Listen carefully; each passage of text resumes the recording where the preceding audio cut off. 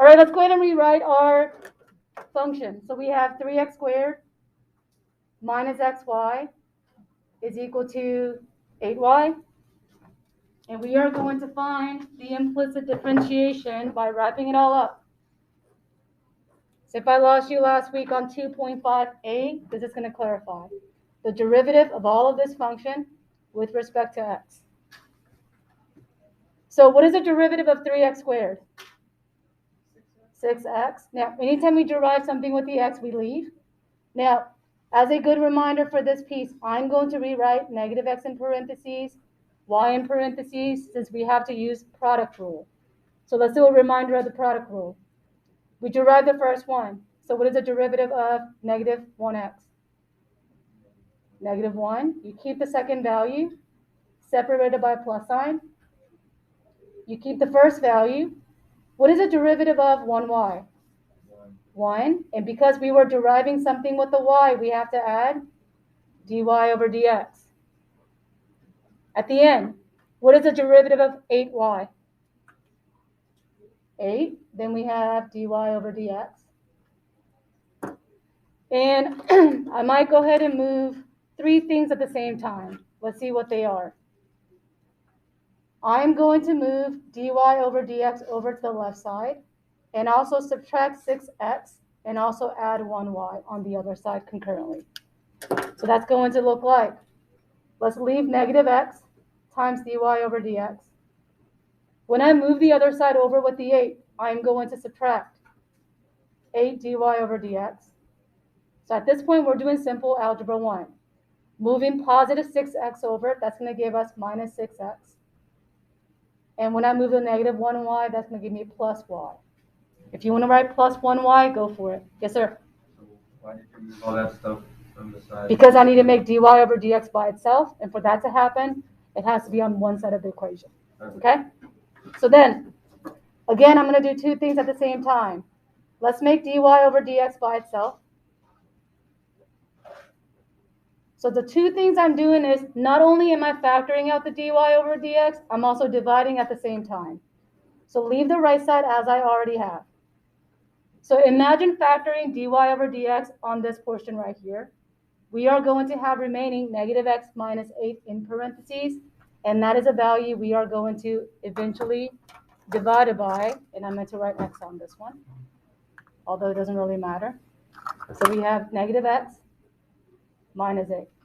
Now, if it bothers you that I didn't officially factor out before dividing, go ahead and show that extra step. But at this point, I am good with this slope function as I have. So that was simply a reminder of 2.5a. For number 2 on this problem, it's going to look slightly different. And just to make our life not miserable, I am not going to simplify as I go. I'm going to leave it as it is, meaning a lot of copying is going to happen. All right, number 2. Okay, on number 2, there's something that I want to further go on before I find the differentiation.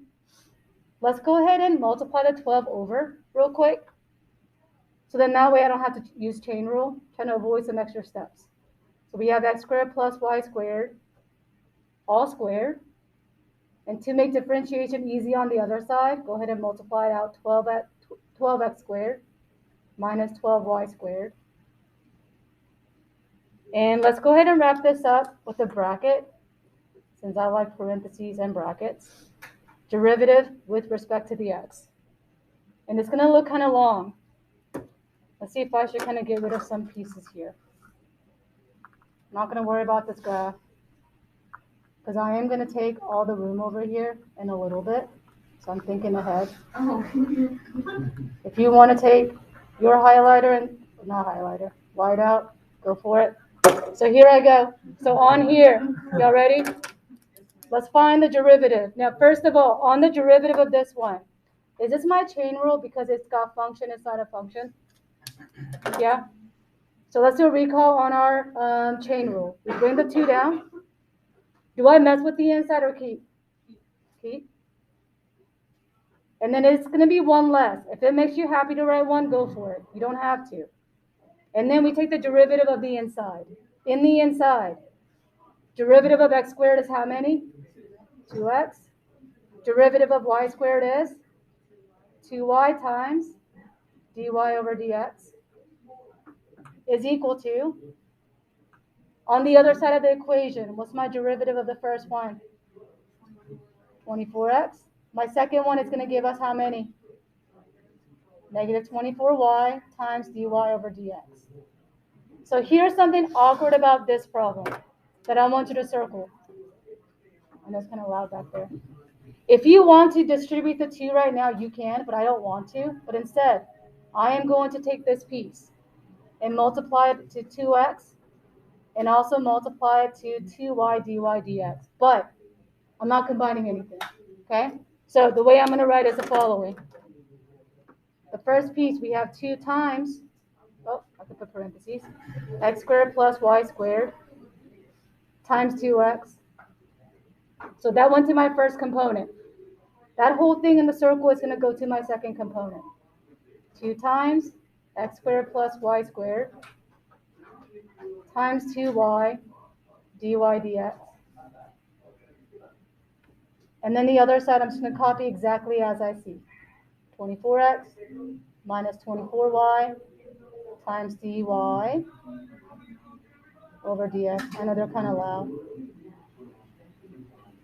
All right.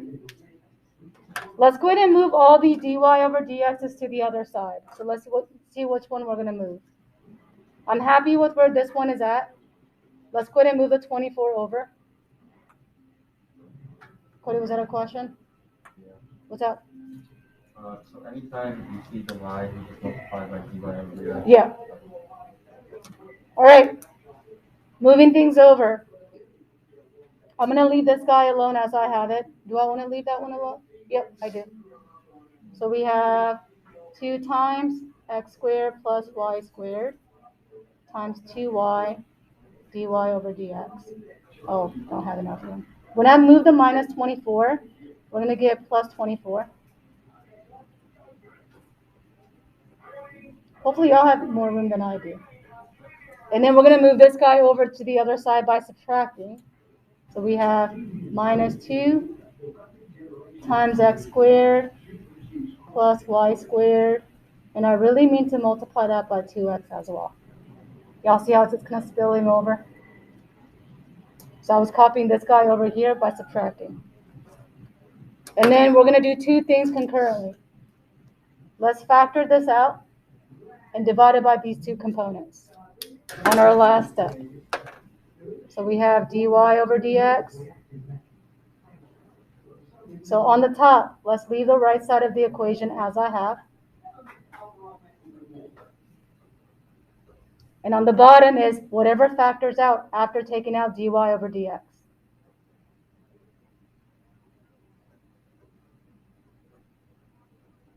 So a lot of copying from right above, and that's a plus, by the way. And that is our slope function. The only thing, in my opinion, is difficult about this problem is the fact that we had to take these 2 components and distribute, and that's about it. Okay?